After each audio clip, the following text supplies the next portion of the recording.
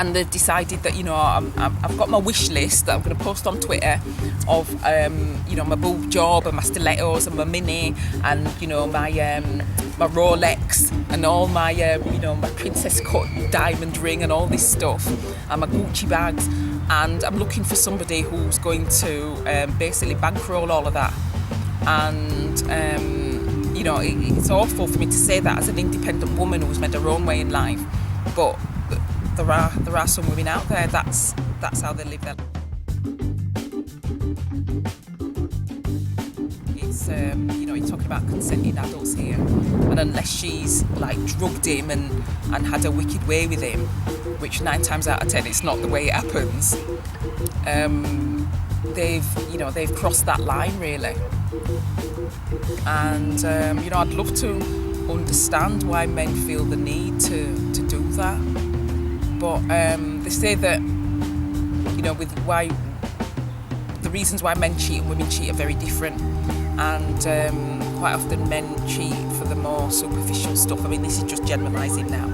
The more superficial stuff, the 22-year-old with the boobs under her chin, and she's flashing herself in front of you, and your partner at home who's giving you children, and as a result doesn't have the perfect body and stuff, and might feel a bit conscious about her body and what have you.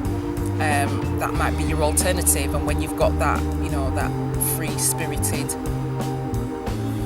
skinny, boob-enhanced, gorgeous-looking thing throwing herself at you, you're going to feel flattered, and she's all attentive to you and all the rest of it.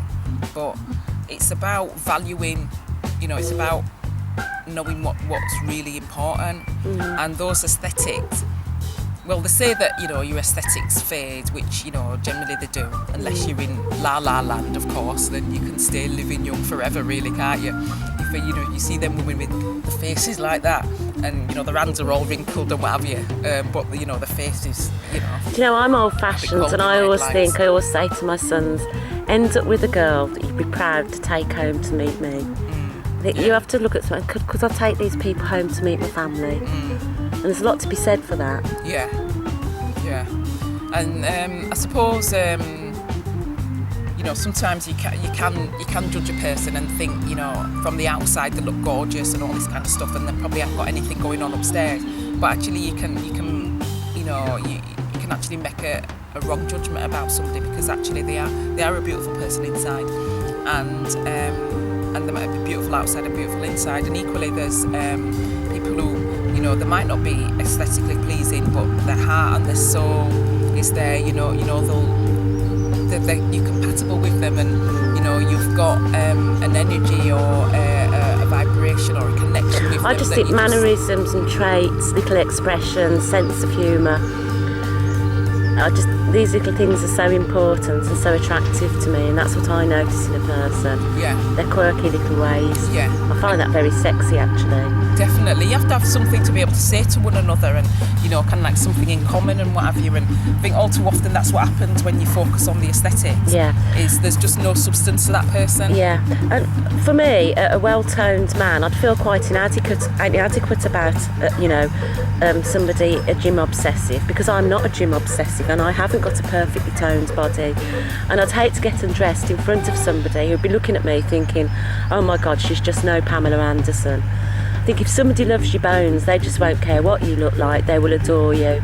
And I've got this little saying, if he loves your feet, he'll love your body, because love is about loving that person's mind, body and soul. Yeah. They're not a cosmetic accessory, and it shouldn't be like that. Relationships like that will never last. I'd be very surprised if they did. I mean, a lot of guys, they do want arm candy. Yeah, without a doubt. It's the midlife crisis thing. It's the obligatory blonde in the passenger seat of your drop top and all this kind of stuff. But she's your niece, of course, isn't she? Remember the line from Pretty Woman? I love that film. He says, it's just a beautiful film. We both know she's not my niece, don't we? He says, I know that because I'm an only child.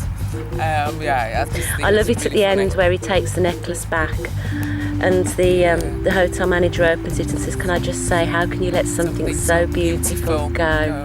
And that He just said about weighs it up, doesn't it? It must be hard, and that's when it kind of twigs in his mind, doesn't it? That what he's done, how he's let things go, because obviously just prior to that, he'd made her that offer of setting her up in an apartment and all that type of thing, and it wasn't what she wanted. She wanted love. Wanted the fairy tale. She wanted the real love, didn't she? Yeah. And I suppose in a way it's similar to what we've been talking about, how he lived his life, is that he was very busy, he was very cash rich and time poor, which was why he went to find an escort in the first place, because he didn't have the time to commit the proper, the time well, they to sort have of the stumbled commitment. across each other, didn't they? I think his car broke down. Well, he boulevard. borrowed his friend's car and he couldn't quite drive it, but he consciously went off on it.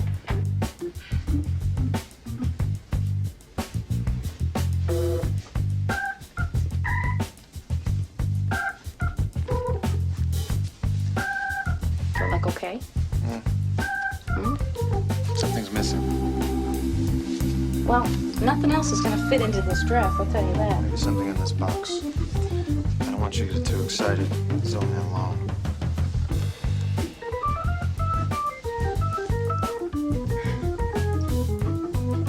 Yeah, so we were just talking about when you reach a place in your life, and it can take a long time to get there. You have your trials and your tribulations, your ups and your downs, but you reach a place in your life where you've got so much inner peace and so much inner happiness, and your life's filled with gratitude and blessings, and so much of the good stuff, and you see that good stuff and you appreciate that good stuff, and you recognise what is genuinely good stuff. And genuinely good stuff is having your family, having a good family around you, having good friends, and I mean genuine friends, not like fair weather friends or friends who make you feel inadequate, or friends who are not genuine and truthful and not with you and stuff, and friends who make you feel good about who you are, and equally you touch their lives in a good way as well. And they're the things that are important, and being able to put food on the table and pay those bills that you have to pay without having to worry and worry where your next meal's coming from and all that stuff. That's such a blessed, thankful place to be in. It really is, and I'm just glad that I've reached a place in my life where I can celebrate those things and celebrate my joys. We were talking before about how sometimes I'll buy a bottle of Carver, and Edward will say to me, "What's the occasion?" And I'll say to him, "There is no occasion. We're just celebrating life." Occasion come up, and I like to look at every day as a special occasion. Life's the journey, isn't it? Not Yeah. the destination. Yeah, and every day is a special occasion. Every day, especially days like today when you got up and the sky was blue and all the birds are tweeting and you're around nature, and you just appreciate how beautiful life can be, and how beautiful quite often it is what you've got. Because when you look at what you have got as opposed to focusing what you don't, or focusing on what you don't, and when you look at that and you celebrate that must fill you with a sense of joy. And so if you thrive off that and live off that, then you're giving out a vibration of gratitude, and so the universe brings you more things to be grateful for. I think it's always a pity to see people who think they have to have the permission of another, or the validation or love from another, before they can feel complete within themselves. Well, to an extent, I can understand that, because a lot of times you hear these phrases like, I'm looking for a man to complete me or a woman to complete me and all this type of stuff. And I used to think like that when I was younger and more ignorant, but now what I realise is that you have to look for a partner to complement you. Not mend you, yeah. It's to complement the happiness and the love of self that you already have, rather than I'm not whole or I'm not complete without this other person, because we're not meant to be like that. We're meant to be able to exist individually, but also complemented by another person. That's it. There's this saying though that Love will find you when you're ready, and I think that love has to come from within. Yeah. I think if you're a mess inside and emotionally insecure about who you are, what you want, where you're going, you're not going to attract the right person. And also you could be putting all of that baggage onto that person in a so-called saying, hey, this is me, I'm a mess at the moment, put me back together, mend me, make it all okay again. And you're giving that potential partner all of that baggage to deal with before you can even think about having a good, strong, loving relationship. And you're right, but you know, sometimes there are people who look for that person to mend.